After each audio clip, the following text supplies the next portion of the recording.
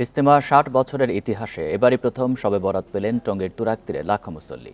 এজন্য মুসল্লিদের মাঝে ছিল ইবাদত বন্দেগীর বাড়তি উৎসাহ। আল্লাহর ক্ষমার আশায় ইজতেমা ময়দানে আসেন বহু সাধারণ মানুষ, মশগুল থাকেন নফল ইবাদতে।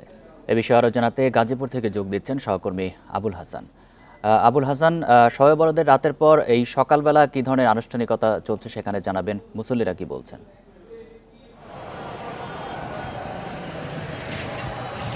দেখুন, বাদ ফজর এখানে বয়ান হচ্ছে এবং বয়ান করছেন ভারতের মাওলানা ইলিয়াস বিন সাদ, যিনি সাদ কান্ধলুবির ছোট ছেলে। এবং এই বয়ানগুলো সাধারণত এখানে আরবি এবং হিন্দিতে হচ্ছে, সাথে সাথে এই বয়ানের কিন্তু তর্জমা করা হচ্ছে বাংলায়।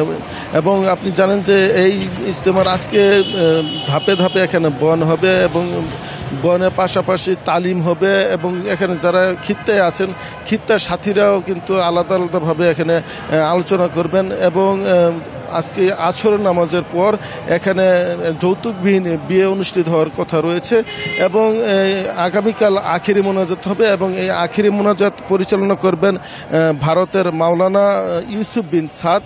এবং এই আখিরি মোনাজাত 1টা থেকে 1:30টার ভিতরে হবে বলে আমরা ইজতেমার আয়োজকদের মাধ্যমে জানতে পেরেছি। এবং আজকে আমরা যেটি দেখেছি যে ইজতেমার ভিতরে যে খিত্তাগুলো রয়েছে 85টি খিত্তা, সেই খিত্তায় কিন্তু মুসলিমরা অবস্থান নিয়ে আছেন এবং তারা এখন ধর্মীয় বয়ান শুনছেন এবং ব্যক্তিগত যেই আমল ইবাদত এগুলো করছেন, অনেকে আবার রান্নাবান্নার কাজও করছেন। এবং এখানে দেশের যে মুসল্লিরা রয়েছেন তার সঙ্গে সঙ্গে কিন্তু 1,500-এর বেশি এখানে বিদেশি মুসল্লিরা এসেছেন এবং ভারত, পাকিস্তান, জর্ডান, মিশর সহ বিভিন্ন দেশের মুসল্লিরা এখানে তারা তাদের জন্য যে নির্ধারিত বিদেশি কামরা সেখানে এসে অবস্থান নিয়েছেন এবং তারাও কিন্তু ধর্মীয় বয়ান শুনছেন। আগামীকাল যে আখেরি মোনাজাতটি হবে সেই মোনাজাত উপলক্ষে কিন্তু রেলওয়ে পক্ষ থেকে 8টি বিশেষ ট্রেনের ব্যবস্থা করা হয়েছে। এছাড়া বেশিরভাগ ট্রেনই এখানে যাত্রা বিরতি করবে বলে আমরা জানতে পেরেছি।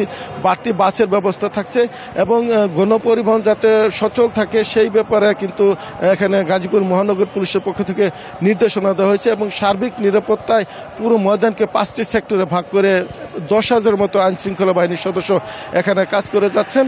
এবং এখন পর্যন্ত আমরা যে চিত্রটি দেখেছি যে পুরো ময়দানে আইনশৃঙ্খলা বাহিনীর সরব উপস্থিতি রয়েছে এবং পুরো ময়দান 16টি ওয়াচ টাওয়ার এবং 3 শতাধিক সিসিটিভির আওতায় মনিটরিং করা হচ্ছে। এবং যারা ইজতেমার আয়োজক তারা বলছেন যে এই যে ইজতেমা সেই আখেরি মোনাজাতের মাধ্যমে আগামীকাল শেষ হবে এবং এখানে যারা চিল্লাধারী সাথী রয়েছেন দেশ বিদেশের মুসল্লি তারা দাওয়াতি কাজে বেরিয়ে যাবেন এবং এরই মাধ্যমে আগামীকাল এবারের যে সাদ কান্ধলুবির অনুসারীদের বিশ্ব ইজতেমা সেই ইজতেমা শেষ হবে।